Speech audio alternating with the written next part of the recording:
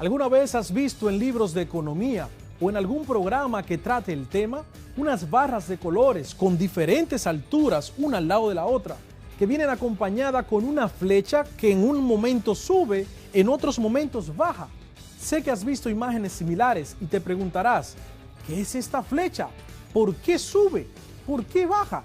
Quédate con nosotros y hoy te explicaré de qué se trata.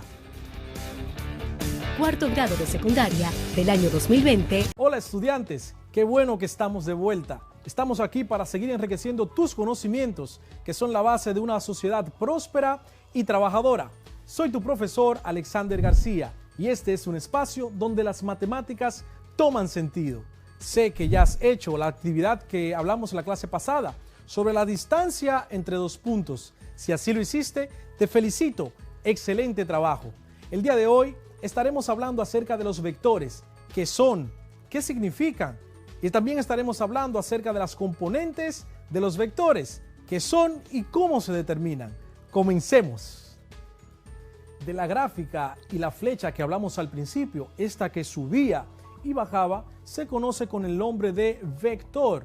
En este caso, es un vector que representa el comportamiento financiero de una empresa, cuando sube o cuando disminuye. Pero, ¿qué son los vectores? Antes de conocer el concepto de vector, debemos tener muy claro qué son las magnitudes, ya que un vector representa una magnitud.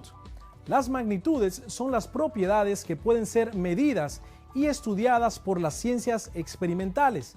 Cada magnitud tendrá definida una unidad de medida y esta se conocerá con un número y dicha unidad. Por ejemplo, ¿recuerdan en la clase pasada? Hablábamos de las distancias entre dos puntos. Lo que realmente estábamos usando era la magnitud de la longitud, que en el sistema internacional su unidad de medida es el metro. Observemos aquí, si medimos este tramo, podemos notar que tiene 39 pulgadas de longitud, lo que equivale a 1 metro. ¿Recuerdas también cuando con tus amigos en el río, en la playa, jugabas a ver quién duraba más debajo del agua? En ese momento estabas usando una magnitud conocida como tiempo, la cual en el sistema internacional su unidad de medida es el segundo. Podrías durar 10, 15, 20, 30 segundos o hasta 1 minuto si tenías mucha resistencia. Ahora bien, las magnitudes se clasifican en magnitudes vectoriales y magnitudes escalares. Las escalares son de las que hablamos ahora mismo, la longitud, el tiempo y otras más, pero solamente para estas se necesita un número y su unidad de medida. Por otra parte, tenemos las magnitudes vectoriales, dentro de las cuales podemos observar la velocidad, la fuerza, la aceleración, pero tienen algo muy curioso. No solamente se necesita el número y su unidad de medida, sino que también se necesita saber la dirección y el sentido en que se mueve esta magnitud. Por ejemplo, imagina que tienes un carro y vas a 80 kilómetros por hora. No basta simplemente con saber que vas a 80 kilómetros por hora, sino también saber en qué dirección vas y en qué sentido te desplazas. Vamos a ver el siguiente ejemplo. Imaginemos este cilindro. Si necesito moverlo hacia mi mano izquierda, necesitaría aplicar una fuerza aproximadamente de 100 newtons, por ejemplo. Pero necesito saber no únicamente cuánta fuerza y cuál es la unidad de medida que necesito, sino en qué dirección y en qué sentido voy a aplicar esta fuerza. Observemos, si aplico la fuerza de 100 newtons para mover el cilindro hacia mi mano derecha, primero debo aplicar una fuerza y moverme en sentido sur-norte de forma vertical. Luego me movería en sentido este-oeste de forma horizontal. Y aquí lograría mi objetivo de mover el cilindro. ¿Está claro esto? No solamente en las magnitudes vectoriales basta con conocer la unidad de medida y el número. También debemos conocer la dirección y el sentido. Entonces, cuando hablamos de magnitudes vectoriales, no solamente basta con conocer el número y la unidad. En este momento entran en juego los llamados vectores. Por cierto, ya que mencionamos la palabra Newton en el ejemplo pasado, te cuento que la unidad de medida de la fuerza en el sistema internacional es el Newton y se simboliza con una letra N mayúscula en honor a Isaac Newton por su aporte a la física. Un Newton es la cantidad de fuerza que se necesita para dar una aceleración de 1 metro sobre segundo cuadrado a un objeto de 1 kilogramo de masa. Volviendo al tema, de manera general, los vectores son herramientas matemáticas que se utilizan más en geometría y en física para hacer cálculos y operaciones. De manera más concreta, un vector en un plano es aquel segmento de recta o flecha que está dotado de un sentido. Son muy útiles en áreas como la construcción, la estadística para graficar vectores de enfermedades, también en las finanzas y muchas otras áreas. En estos momentos vamos a ver cuáles son las características de estos vectores que se representan con una letra y una flecha encima. Características están el módulo, la dirección y el sentido. Para ser más explícito, veamos el siguiente ejemplo. Si tengo esta mancuerna que tiene un peso de 5 libras, el módulo sería la cantidad de fuerza que necesito para moverla hacia arriba. Supongamos que necesitamos una cantidad de fuerza de 4 newtons aproximadamente para moverla desde la altura de mi hombro hasta por encima de mi cabeza. El módulo estaría determinado en el plano por la longitud que representa la flecha. Ahora bien, la dirección estará determinado según la orientación que tenga la flecha en el plano. Puede ser vertical o puede ser horizontal. El sentido estará dotado dependiendo el origen y el extremo del vector. Puede ser de norte a sur, de sur a norte, de este a oeste y así sucesivamente. Entonces, si necesito esta mancuerna de 5 libras, elevarla por encima de mi cabeza, significa que necesito 4 newton, lo que representa el módulo. ¿En qué dirección? En dirección vertical, en sentido sur-norte, es decir, de abajo hacia arriba. Estas son las características que representan un vector. Hasta ahora hemos aprendido el concepto de vector y sus características, módulo, dirección y sentido, pero los vectores también pueden ser expresados en el plano cartesiano. Para esto simplemente debemos conocer las coordenadas del punto de origen y las coordenadas del punto de extremo.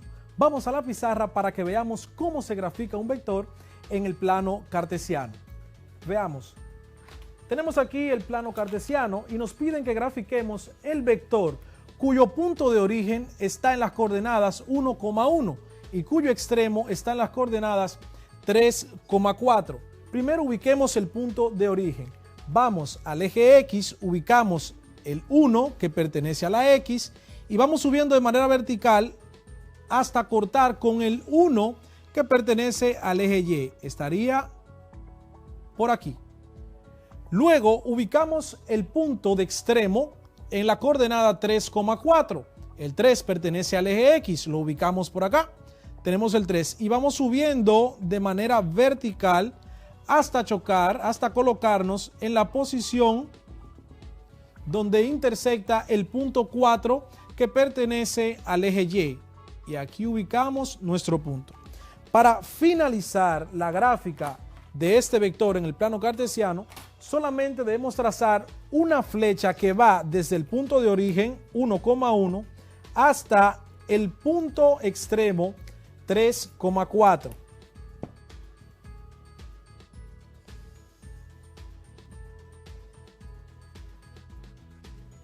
De esta manera queda graficado el vector.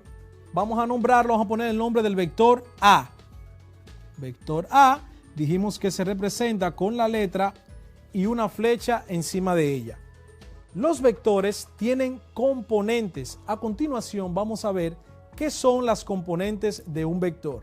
Las componentes de un vector se encuentran tanto en el eje X como en el eje Y y simplemente son las proyecciones o la sombra que hace el vector tanto para el eje de las X como para el eje de las Y.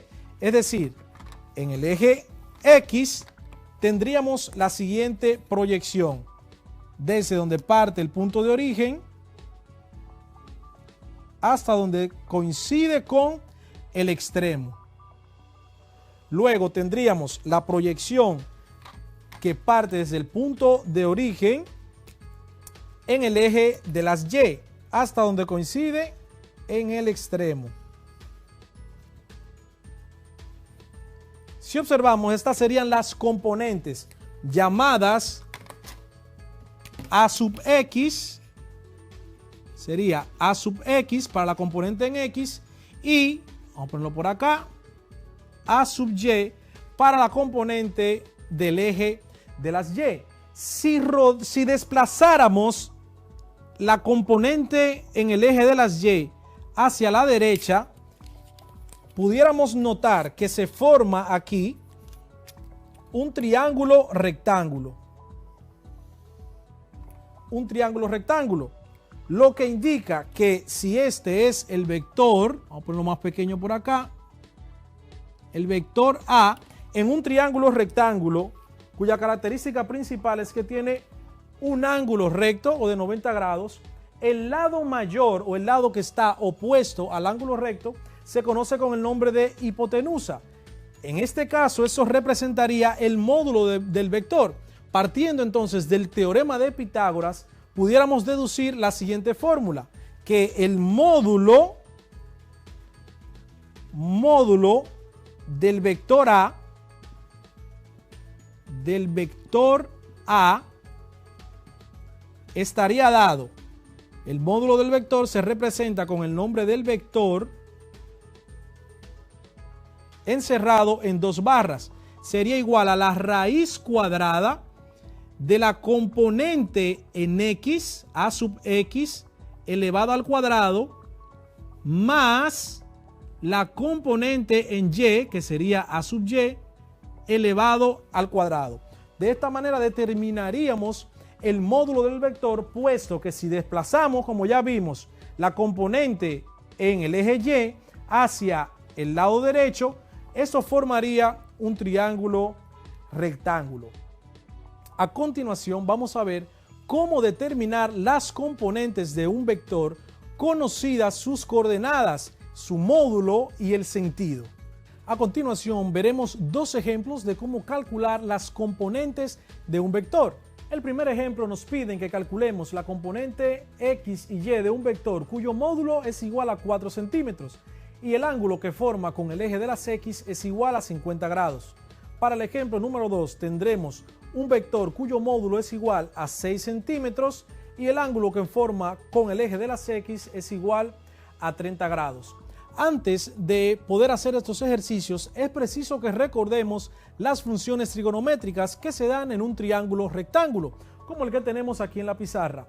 Recuerda que un triángulo rectángulo es un polígono de 3 lados que cuenta con un ángulo recto, es decir, un ángulo de 90 grados. Dependiendo el ángulo que tomemos de referencia, tendremos el cateto opuesto y el cateto adyacente. Si tomamos como referencia este ángulo, que es de aproximadamente unos 40 grados, el cateto adyacente será aquel que se encuentra más cercano al ángulo, sería este de aquí debajo. Y el cateto opuesto será aquel que se encuentra, como su nombre lo indica, opuesto o enfrente del ángulo que sería este lado de aquí. Luego tenemos el lado más largo del triángulo, conocido como hipotenusa. De este triángulo se derivan las siguientes funciones trigonométricas, donde obtenemos que el seno del ángulo en cuestión, este que está aquí, va a ser igual a la división del cateto opuesto entre la hipotenusa. Luego tenemos que el coseno de este ángulo que tenemos acá va a ser igual al cateto adyacente, el más cercano al ángulo, dividido entre la hipotenusa.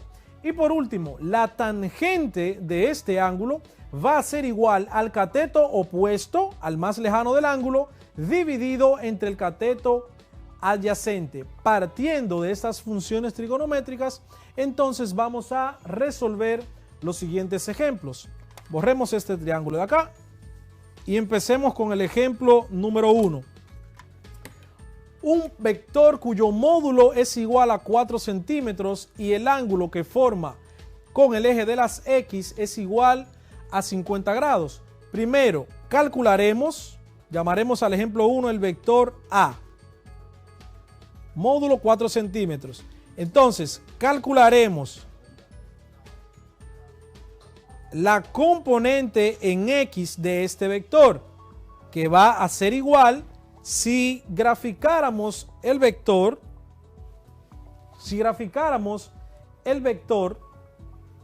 rápidamente,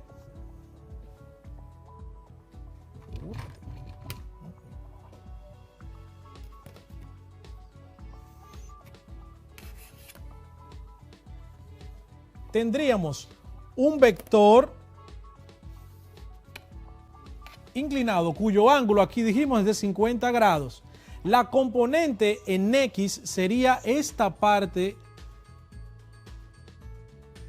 que se proyecta en el eje de las X, sería A sub X, y su componente en Y, la parte que se proyecta en el eje de las Y.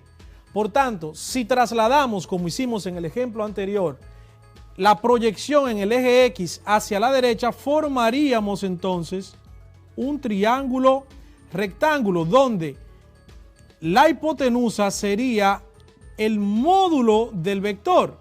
Por tanto, el cateto adyacente al ángulo sería el que está en el eje de las X, el lado que proyecta al eje de las X, y el cateto opuesto sería el de acá, el del eje de las Y, que representa la componente en Y.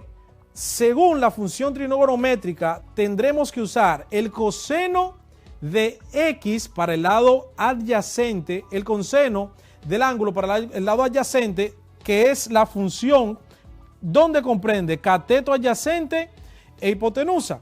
Por tanto, será igual la componente en X al coseno del ángulo igual, variemos lo de cateto adyacente por la componente en X dividido, en vez de usar la hipotenusa aquí sería el módulo del vector.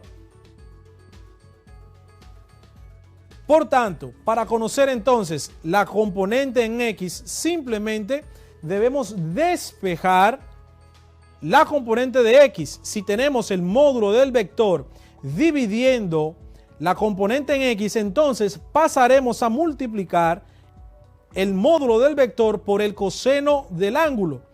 Quedaría de la siguiente manera: el módulo del vector A multiplicado por el coseno del ángulo será igual a la componente en X. Si sustituimos los valores que tenemos acá, ¿cuál es el módulo del vector?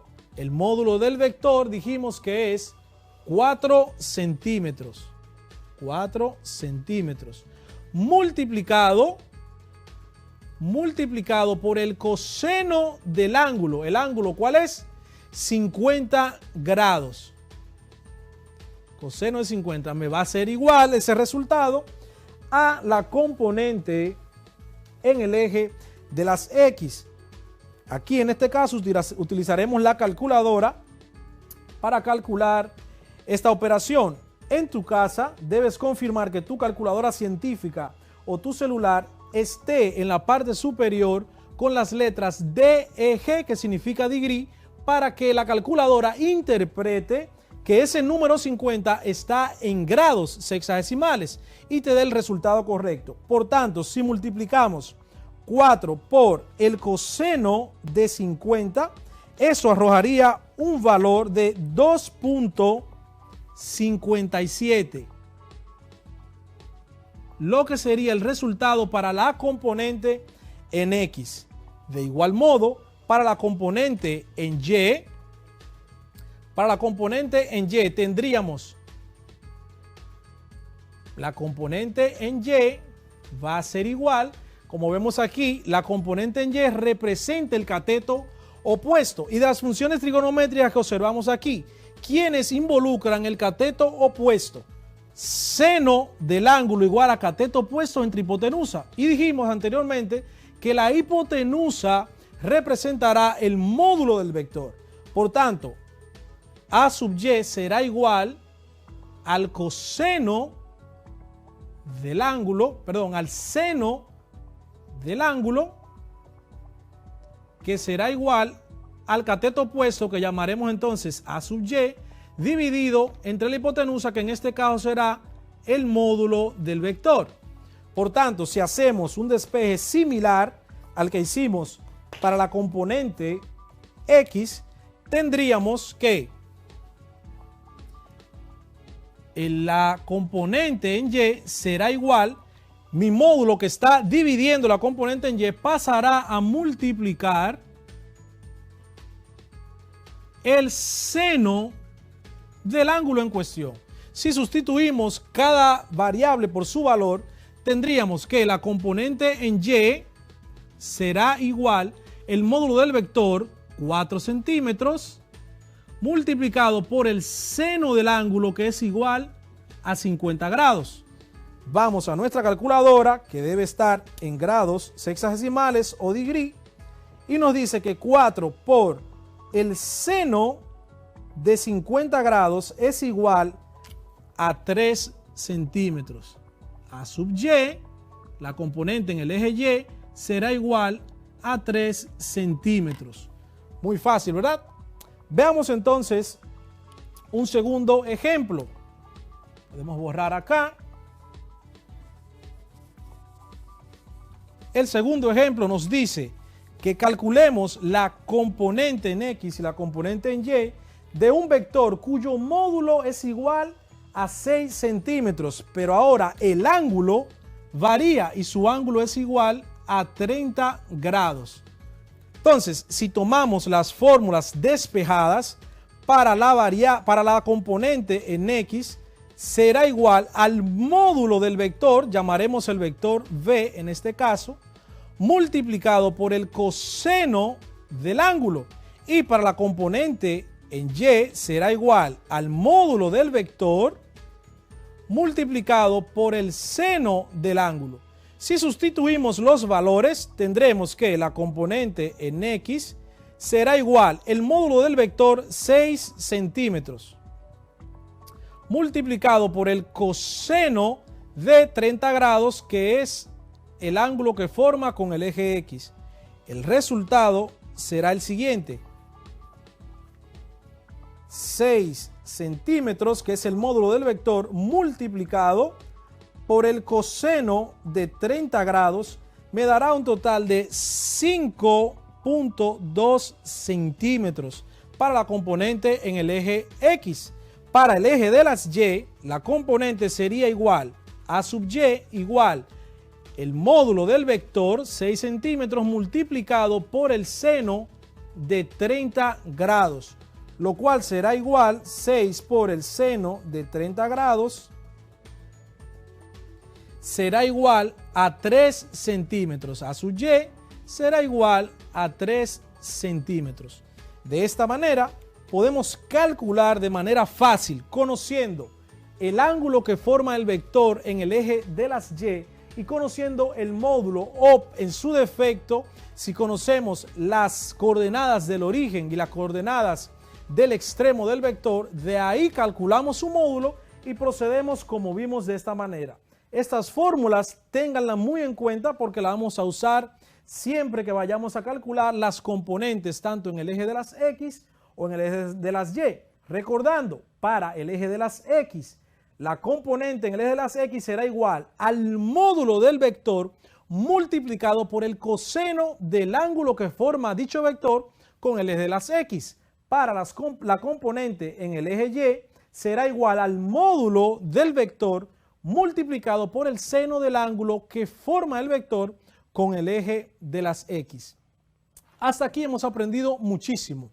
Hemos aprendido el concepto de vector, para qué se utiliza. También hemos aprendido cómo graficarlo en el plano cartesiano. Y por último, aprendimos cómo determinar las componentes de un vector, tanto para el eje X como para el eje Y. Espero que esta clase haya sido de mucho valor para ti. Y te recuerdo, como dijimos al principio, los vectores son utilizados en diferentes ramas como la medicina, la estadística, también las construcciones. Y de hecho, te recuerdo, hoy día la incidencia que ha tenido el COVID-19 en nuestro país, si observamos la siguiente gráfica, podemos ver cómo ha ido en aumento cada día, o sea, cómo el vector ha ido en crecimiento desde que empezó la pandemia. ¿Crees que con esta clase ahora tienes suficiente información o una información valiosa para poder interpretar los gráficos que muestra el Ministerio de Salud Pública en cuanto al crecimiento de la pandemia, tanto en el país como a nivel mundial? Espero que sí. Si es así, ahora ve y busca esa información y digiérela con más facilidad. Así que nos vemos en una próxima. Cuarto grado de secundaria de la